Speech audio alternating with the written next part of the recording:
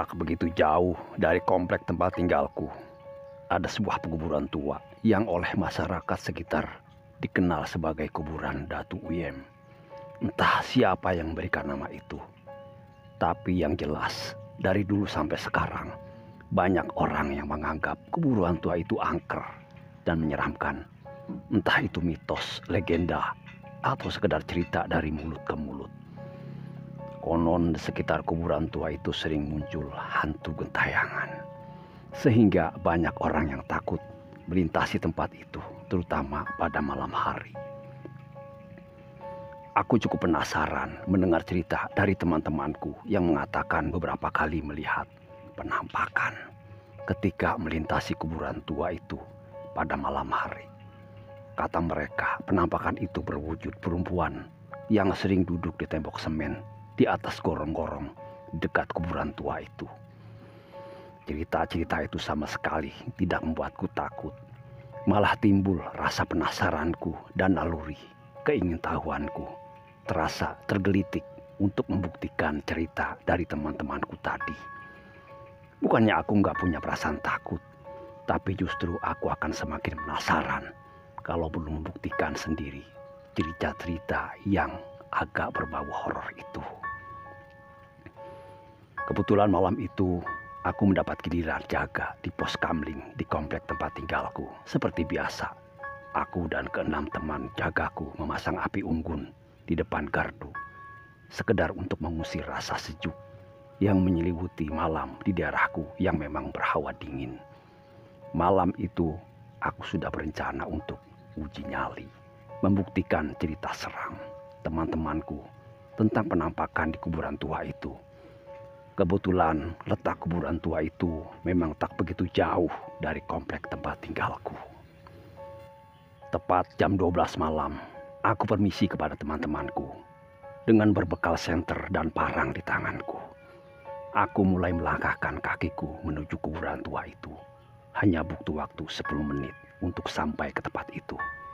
Meski dilalui jalan beraspal, tapi suasana di kuburan tua itu sangat sepi, bahkan agak sedikit mencekam. Tidak seorang pun melintasi tempat itu. Tapi hal itu tidak menyurutkan niatku untuk membuktikan cerita teman-temanku. Aku duduk di tembok semen, di mana kata teman-temanku penampakan itu selalu muncul. Sengaja aku tidak menghidupkan rokokku supaya tidak mengganggu keheningan malamku di tempat yang kata orang angker itu. Menit demi menit berlalu, tapi tidak ada kejadian apapun di tempat itu. Aku masih tetap sabar menunggu kemunculan sosok hantu yang sering diceritakan teman-temanku itu. Hampir 2 jam aku menunggu di tempat itu sambil menahan kerubutan nyamuk-nyamuk. Tapi apa yang aku tunggu gak muncul-muncul juga. Paling-paling itu cuma cerita orang-orang penakut, gumamku dalam hati. Aku pun beranjak dari tempat itu, lalu kembali ke pos ronda. Tapi aku masih penasaran, ingin melakukan pembuktian itu di hari lain. Aku berencana melanjutkan uji nyaliku itu minggu depan, pas giliran aku jaga malam. Aku tidak ingin istriku curiga dan melarangku melakukan pekerjaan nekat itu. Minggu berikutnya, tepat pada jam yang sama, aku pun memulai petualangan keduaku. Tapi kali ini, aku tidak duduk di tembok semen itu. Aku sengaja agak bersembunyi. Aku berharap penampakan itu akan muncul malam itu. Terus terang, aku semakin penasaran seperti apa bentuk penampakan itu. Tapi lagi-lagi aku kecewa. Karena sudah lebih dari 2 jam aku menunggu. Tetap saja apa yang membuatku penasaran itu tidak muncul juga. Meski sudah 2 kali gagal, aku belum mau berputus asa. Aku ingin mencobanya lagi minggu depan. Seminggu telah berlalu dari pencarian keduaku. Malam itu gerimis turun membasahi bumi. Aku jadi agak enggan melaksanakan tugas jaga malam. Tapi karena posisiku sebagai ketua regu jaga, terpaksa aku mengabaikan rintik-rintik hujan dan dinginnya malam yang terasa menusuk-nusuk tulangku. Karena aku datang agak terlambat. Semua anggota regu jagaku sudah berkumpul di gardu jaga. Mereka sudah menghidupkan api unggun di depan gardu. Aku merapatkan diri ke depan api unggun untuk menghangatkan tubuhku. Perlahan tubuhku yang sudah berbalut jaket tebal itu mulai menghangat. Menjelang tengah malam, gerimis mulai berhenti. Timbul niatku untuk kembali mendatangi kuburan tua itu. Kebetulan beberapa teman jagaku sudah mulai tidak bisa menahan rasa kantuk mereka. Satu persatu dari mereka merebahkan badannya di gardu. Dan tidak lama kemudian sudah terdengar suara dengkuran bersahutan. Udara dingin kembali menyeruak kembali ketika aku sampai di kuburan tua itu. Tapi itu tidak menyurutkan langkahku untuk melakukan sebuah pembuktian yang mungkin bagi orang lain terkesan seperti kurang kerjaan. Kali ini aku memilih tempat yang lebih tersembunyi, tapi tetap tidak jauh dari tembok semen yang konon jadi tempat munculnya penampakan itu. Hampir setengah jam aku bersembunyi di semak-semak itu. Gigitan nyamuk tidak kuhiraukan lagi, sementara mataku tetap tertuju ke tembok semen itu. Jantungku terasa berdegup kencang, bulu kuduku tiba-tiba meremang. Padahal saat itu aku tidak sedang ketakutan. Entah dari mana datangnya, tiba-tiba saja sesosok tubuh perempuan itu sudah duduk di tembok semen itu. Aku coba menenangkan diriku. Perlahan aku keluar dari persembunyianku, dan secepat kilat aku menghampiri sosok perempuan misterius itu. Sosok gak jelas itu seperti terkejut melihat kehadiranku yang tiba-tiba dia seperti mau berlari, dan aku berhasil memegang tangannya. Tangannya terasa dingin seperti es. Perempuan itu mencoba meronta-ronta melepaskan diri dari cekalan tanganku. Jangan takut, aku tidak bermaksud jahat padamu, kataku coba menenangkan sosok perempuan itu.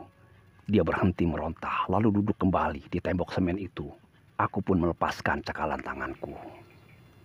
Langit yang tadinya mendung kembali cerah. Bulan sabit muncul kembali menghadirkan cahaya temaram. Dan di balik temaram sinar rembulan itu aku melihat perempuan berambut panjang itu agak jelas. Sebagian rambutnya menutupi wajahnya, terlihat pucat pasi. Tatapan matanya seperti kosong, sementara pakaian yang dikenakannya biasa saja seperti gadis-gadis desa pada umumnya. Tidak seperti yang digambarkan di film-film horor. Aku sendiri tetap sadar bahwa aku sedang berhadapan bukan dengan orang biasa. Karena kemunculannya yang tiba-tiba di tempat sepi itu sudah cukup membuktikan dia bukan perempuan biasa. Tapi aku tidak menaruh kecurigaan apapun pada perempuan itu. Aku justru ingin tahu kenapa dia sampai berada di tempat yang gak lazim itu. Bagi orang yang melintasi tempat itu, pasti menganggap dia sebagai hantu penampakan. Apalagi lokasi itu berupa kuburan tua yang dianggap angker oleh sebagian orang. Aku juga tidak sadar bahwa aku sedang berhadapan dengan makhluk goib yang mungkin selama ini dianggap sebagai hantu kuburan tua. Tapi rasa ingin tahuku yang begitu besar membuatku masih bersikap wajar dalam kondisi seperti itu. Dan yang membuatku heran, sedikit pun aku tidak ada rasa takut dalam diriku. Padahal tempat itu sangat sepi dan mencekam. Sosok perempuan itu masih sangat muda. Gurat-gurat kecantikan juga tampak di wajahnya yang pucat pasi itu. Kuperhatikan perempuan itu menundukkan kepalanya. Sepertinya dia tidak berani menatapku. Tapi kulihat dia sudah mulai tenang. Aku semakin penasaran untuk mengorek informasi darinya. Sebenarnya kamu ini siapa? Dan kenapa kamu ada di sini? Aku mulai pertanyaanku. Namaku Ima, Pak. Terdengar jawaban lirih perempuan itu. Aku sudah mati 30 tahun yang lalu. Aku tidak terkejut mendengar jawaban itu. Aku malah makin ingin tahu lebih banyak lagi. Tapi kenapa arwahmu masih gentayangan seperti ini? Teman-temanku yang pernah melihatmu jadi ketakutan. Aku coba menyelidik. Dulu aku diperkosa, lalu dibunuh oleh 3 orang laki-laki di tempat ini.